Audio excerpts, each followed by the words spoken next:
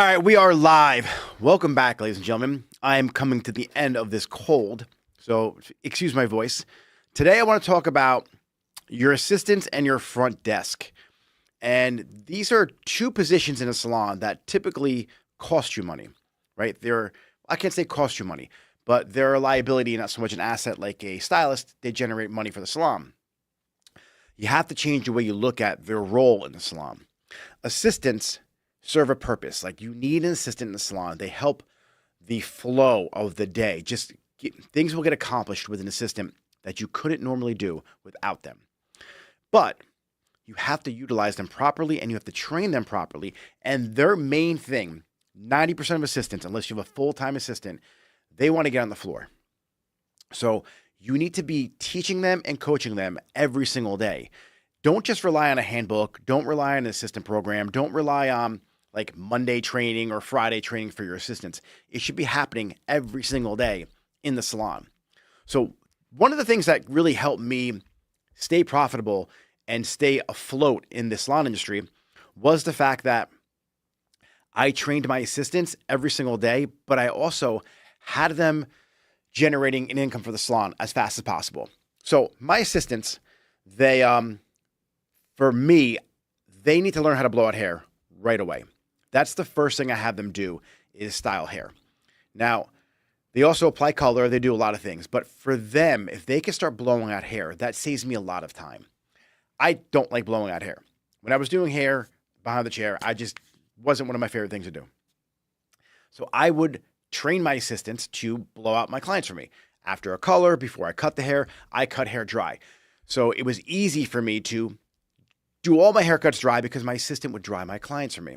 Post color, post highlights, post whatever. Even for a haircut, I would get them shampooed and have my assistant dry the hair. This enabled me to do more clients because I wasn't wasting time blowing out hair.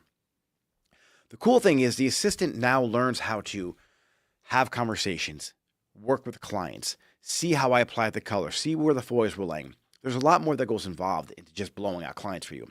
They aren't your slave.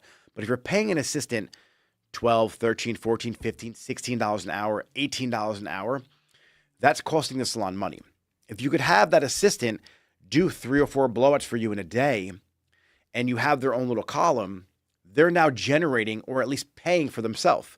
So if they're not generating a profit, they're at least paying for themselves. So essentially, it's almost like you're getting someone to be the assistant for the salon for free. And the faster you teach your assistant the skills on how to deal with clients, how to do hair, blow out hair, become an asset to the salon rather than a liability, the quicker you're going to be able to grow and the more profitable you're going to be.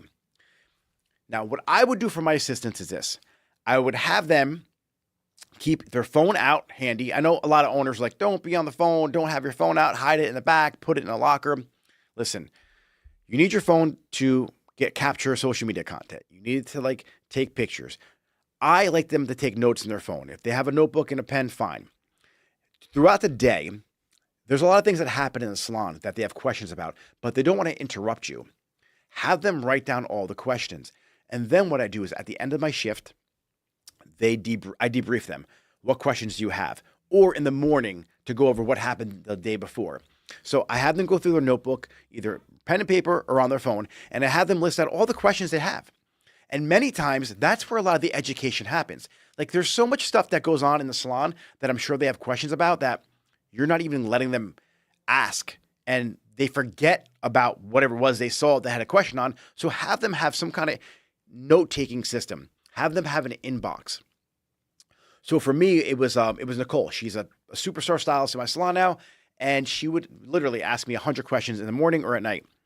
And a lot of times the questions were like, why did you mix a 9N and a 9-1? I was like, because I ran out of 901. And she's like, oh, and she started learning how to formulate color by me formulating color. So she now was acquiring all the skills and she was able to kind of pick my brain every morning and every night so she can fast track her success. She was an assistant for maybe 6 months with me and she started taking clients and I never had to worry because I know she was thinking like me. So she was trained by me, but in how I thought. If you are sitting here and you have a very rigid assistant program, like, you have to understand every person learns at a different pace. But if you only educate them on the Mondays or the Fridays or the Wednesdays, you're doing yourself a disservice and your salon a disservice. That stylist, or I'm sorry, that assistant has the ability to learn every single day from every single stylist in your salon. So what I did, and I never lost money on it, it was always a way for me to be at least break even with any assistant in my salon, was have them be able to blow out hair as fast as possible. That was the first thing I wanted to do, because that enables me to free up my time to do a more high ticket service. Now, applying color. I would split the head in half, and I would apply the right side, they would apply the left side. I never had the assistant apply color without me there. But together, I can see how she's applying color. She could see how I'm having a conversation with my client. I could now have her check my side, I check her side, and I'm able to make the client feel comfortable having somebody else touch their hair other than me. Because as an owner, the ultimate goal is to buy back your time and not have to work behind the chair anymore if you don't want to, and grow the business. And what you're doing is you're teaching the assistant how to have a conversation, how to touch a client. Because a lot of people don't understand, like in our field, in our industry, the way you interact and the way you touch a client is a big portion of the service and the experience. So they get a chance to see firsthand, up close and personal, how you're touching the client, how you're moving the head, how you're positioning the head down, or how you're actually telling the client to turn their head. So a lot of that goes into the skills you acquire throughout the years, but you're fast tracking that assistant by doing this every single day with them. So don't gatekeep any of your knowledge. Pour everything into them. And a lot of owners are like, what if they leave? What if they stay? Are you not training them properly? Like, think about that. Like, everyone's so afraid to train somebody and have them leave. But what if you don't train them and have them stay? So digest that thought process for a second. So that's my whole goal. My goal is to get them skilled as fast as possible to get on the floor as possible. I can always find someone to do towels and wash bowls. That's not why they're doing this. You want them in the salon, taking clients as fast as possible so you can start making money with them or have them at least break even for the day. Now, another problem is your front desk. So when you first open a salon, you're probably not profitable yet, or you are the profit in the salon. You are the person making the money and you have a bunch of empty chairs. And a lot of times you're confused of who you should hire. They're your salon assistant. So they can also answer the phone and also take appointments, work the front desk. You don't need them to just be an assistant. They can serve multiple purposes in the salon. So before you hire that front desk person, if you want to run as lean as possible, have the assistant handle a lot of that. Now with online booking and with QR codes and cell phones and links, anyone could book appointments. Like, you could have your own clients book the appointment in the chair with you. So as you're doing someone's hair, have the client pre-book the appointment while you're doing their hair on their phone. Take them through the whole process. Have the assistant do that. Get an iPad, get another cell phone, have them book the appointment while you're doing the client in your chair. Another thing you should be doing, either the assistant or if you do have a front desk person, have them interact with the conversation, have notes in your booking software. So when you're blowing your client out or towards the end of the service, have that front desk person or the assistant take a look at their purchase history. Now, retail is a huge problem in the salon. No one's selling retail anymore. I hear it all the time. Why don't you have that front desk person or the assistant now go to your client in the chair and be like, hey, Barbara, last time you were here, you got the Moroccan oil leave-in treatment. Did you like that? What didn't you like about it? You got that about 12 weeks ago. Would you want to buy that again? Do you want me to get you another bottle, or you want to try something different? So not just your front desk person or your assistant is trying to ask about the retail. You're also going to be putting notes in the computer about that product, what she didn't like, what she did like. So when you bring on a new product line, you can introduce it to them and have some knowledge of what they like and what they don't like. There's layers to this. Like, there's layers to being successful in the salon industry. And if you're not utilizing every aspect of the business, you will not be successful. You will not be profitable. So a lot of owners, they get very excited about opening a salon and they hire their front desk, they hire an assistant, they hire all these different people that are on payroll, but no one's generating any income for the salon. So your front desk person, if you do bring one on, should be at least speaking to the clients about their purchase history, pre-booking the appointments, and they should be an asset to your salon as well. They should be asking the stylist, hey, what products did you use today on that client? I'll get them for you, right? The retail portion of our industry is gone. Like, I don't know what happened to it. I don't know why we feel like it's selling and it's dirty and it's bad, and we're letting our clients go to Amazon and Ulta and like wherever they go buy products from. But this is something that we should be doing. It's a service you're giving to the client. Every time they're doing their hair at home and they're using that shampoo or they're using that product that you recommended, they're thinking of you. And if it works, they trust you. And anything you say to them after that, they're going to trust you. So you want to make sure that the whole process, the whole experience in the salon, every person you have working for you is contributing to that experience and is contributing to another booked appointment, a sale of a product, and just the overall experience, making it pleasant. Getting someone a cup of coffee, getting someone a water. These are things that you don't need to be doing if you're hired somebody. And a lot of owners have a problem with directing people and telling people what to do. And I don't mean like being a boss. I mean, they're there to assist you. Direct them. People need direction. Not everybody comes out of school and knows exactly how to be the best customer service person. Like, a lot of these kids are young. They're 18, 19, some like 20. Like, they have no life experience yet. They've never been to a fancy restaurant before. They've never been to a luxury salon before because for whatever reason they couldn't afford it, or just they haven't been. It's up to you to train them. So many owners I talk to are like, oh, my staff sucks. No, you suck as an owner. You didn't train them properly. You're going to have two problems. You're going to have a process problem or you're going to have a people problem. And I guarantee you, if you don't have a process, you're going to think it's a people problem. It's not. If you keep running into problems with person after person, assistant after assistant, front desk after front desk, it's because your process is broken. Not everybody in the world sucks. So you guys have to have a process on how you take someone out of school from not knowing anything to being a proficient stylist on the floor in as quick as time as possible, so they're generating an income for the salon. This is a team. This is a team thing here. You're not in this to do it alone. So many owners you rely on yourself to pay the bills in a salon. If you turned your focus to building a team and letting the team build the business, things would change dramatically for you. So if you guys don't have a process in place with assistants that you do every single day with them, I urge you guys to think about that. Think about what you could be doing on a daily basis to pour into your assistants so they can be generating a profit for the salon.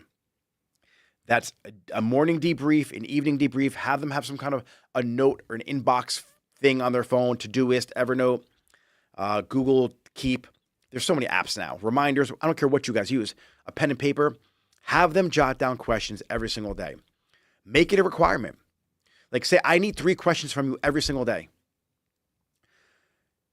If they knew everything, they'd be on the floor making money. So when they say to you, oh, I have no questions, then you're not thinking hard enough. Urge them to come to you with questions every single day. Why do you hold the hair like that? Why did you tilt her head down? Why did you mix this toner? Why did you do a conditioning treatment? And to be honest with you, it's so funny. My assistant, she was like, why did you do a treatment for 5 minutes, but then you told me to leave it on for 10? Like, what did you feel in her hair? Well, I went to the sink because I knew I was running behind, and I wanted you to give her 10 or 5 more minutes on that conditioning treatment because I needed 5 more to finish my blowout or my haircut. That's why I did that. So I do these certain things with my assistant, and she asks me these questions. So now when she's running behind, she knows the little tricks that she can do to save time in the salon or give herself an extra 5 or 10 minutes. And that's the shit you don't teach on a Wednesday or a Monday class. That's the shit you learn live in the trenches, in the salon. So that's why it's so important that you teach your team to come to you with questions. Same thing with the front desk. They need to learn how to manipulate your schedule and buy time for you. It's a team thing here, guys. You're not in this alone. So your front desk is your one of your key star employees or one of your key star team members to maximizing retail income or retail sales, maximizing and your clients and your schedule, and making sure that everything's running smooth and efficient, and making sure that the client experience is top notch. She's the host. Think of like your front desk person is hosting a party because technology's here. Like, people are booking online. People can book on their phone. They can book in the chair, like I just said. Her job is to make sure that everyone's having an amazing experience, to make sure that the bathroom has toilet paper in it, to make sure that there's no mess anywhere, make sure everyone has coffee, and make sure that running out of stuff. So it's so important that the roles that each person has, they add value in every aspect of the salon. I learned this in the Marine Corps, right? I learned that every single person has a role to play. So I was an engineer in the Marine Corps. I was an AC mechanic. And our job was just as important to the communications battalion as it was the infantry. Everybody needs everyone in order to run a successful mission. Your salon's the same way. So if you look at your assistants, and this is you star stylists out there watching this, like the superstars in the salon who are booking $5,000, $10,000 a week, and you think your shit fucking doesn't stink, this goes to you. You need your assistants. If you treat them like shit, they will treat you like shit back. Don't be that person to think you're above anybody else. The assistant out of school is just as important as the star stylist in your salon. Because without them, who's washing the towels for you? Who's washing the bowls for you? Who's taking your client down? Who's allowing you to book 3 or 4 people an hour? They are. So you need to make sure you're training them and you're taking care of them. So if you don't tip them out, start tipping them out. Ask them how you can show up for them better. What do you need to learn? And require them to come to you with 3 questions a day. If they come to you with 3 questions every day that they work, by the end of 6 months, you're going to have such an educated assistant, like without even having a program. You don't need to have like a Friday class at 5 o'clock at night or a Monday morning class at 10 a.m. You literally will be having such an educated assistant program just by having that built-in strategy, 3 questions every day by all your assistants. And you either have a morning or an evening debrief. I promise you that program that I just told you outshines anything you could ever create on ChatGPT or that you have going on right now. So if you guys aren't taking care of your assistants like that, if you're not utilizing your assistant to make sure they generate money for the salon by doing blowouts, maybe applying color or doing some kind of scalp massage, then you're leaving money on the table. Your front desk needs to be the first person that is having that, not the first person, your stylist should be, but the last person and the first person when a client comes in to make sure that their experience is going to be amazing and was amazing. And to make sure that they are leaving with the products they need and asking them, how was the products you purchased last time? You're in the computer. You're in the software. You have the notes. Like, take a look at what doctors do when they're done with an appointment. They have notes in there. You guys want to make doctor money? You want to really elevate your career? Start taking notes. Like a client, when they come in and you have notes on the product they bought last time, how the color was, how that wedding was. Do you understand what that does for them? Do you understand the impact that will have on your clientele? Like, they're going to look at you way different, like a professional, if you just implement a couple of these things. So if you guys are watching on YouTube right now, make sure you click subscribe to this channel. Make sure you guys follow me on Instagram. I'm at Nick Mirabella. Today is going to be a 25 to 30 minute live. So hope this brought you some value. If you want to learn more about how to grow and scale your salon, DM me the word grow on Instagram or just go to nickmirabella.com, go to the little apply section and then fill out that form and we can get a conversation going. Thanks for watching, guys. I'm going to jump over on Instagram for a few minutes and see if you guys have any questions here in this chat. What's up, everybody? So if you guys don't have an assistant program right now, you don't need to get crazy creating one. Just create that structure in your salon where your assistants come to you with 3 questions every single day. And I promise you, at the end of 6 months, you're going to have a strong assistant who's ready to take the floor. They don't need 2 years. Like, if you have a 2-year program, then you suck at teaching people. You don't need 2 years to get an assistant ready to be on the floor, unless they don't want to be on the floor. But typically, if someone's hungry and they want to elevate their career, 6 months is really all you need if you're pouring into them. And why do you want to keep more people on payroll than you have to? It's mind-boggling to me that I talk to these salon owners and they have 12 assistants, 5 assistants. Like, you got an assistant for every stylist, and they're an assistant for 2 years. They don't even do blowouts for the salon. You don't have them take clients. It's wild to me. Like, if your assistant could even do a $35 blowout, just have a column in the book just so they can start getting practice at this craft, at what they went to school for. Like, that's how they're going to learn. You're no better than a hair school who doesn't teach them shit but a skateboard set. So here's the job. Ask your assistant, make it mandatory. I need 3 questions every single day after your shift so you can keep on learning. Because if they knew everything, they would be a stylist on the floor already. So they don't know everything. It's going to help you become a better stylist, just even trying to unpack the questions so you can articulate to them. It's going to give you a better understanding of why you're doing things when they ask you the question. You'll be like, wow, I don't know why I did it that way. I could actually probably skip that step because it's wasting time. Like, it's just going to be a win-win for everybody. So if you guys want to learn more about some of these strategies, DM me the word grow. And I got a question here from Susan. How do we help them be more confident in themselves? Susan just asked, how do we help assistants be more confident in themselves? Competence. Competence will increase your confidence. No ifs, ands, or buts about it. The more competent you are, the more confidence you have. Have them blow your hair out every single week. If you have assistants in the salon, nobody likes blowing out their own hair. Have your assistant blow your hair out exactly how you want it done. And until she does it perfect, she does it every week. And then now you can start passing your clients off to her. But if confidence is an issue for your assistants, it's because they're not competent. They're not competent with the consultation. They're not competent with blowing out hair. They're not competent with mixing color. I have my assistants formulate for me. If it's off, I obviously step in. Like, I don't make them mix the color and throw it on without me watching them. But go check Barbara's foils. What do you think? How much longer does she have? I don't know. We'll figure it out. Like, ask her for an inspo pic. Like, you're a professional. And I make them figure it out. I put them on the spot. Then when I'm taking the foils out, I have them tell me, what should I tone her with? And why? Like, because they're going to come out with, like, your formulas. I'm going to do a 9V, a 9P, and a 9GI. No shit. That's what I always use in everybody. But why?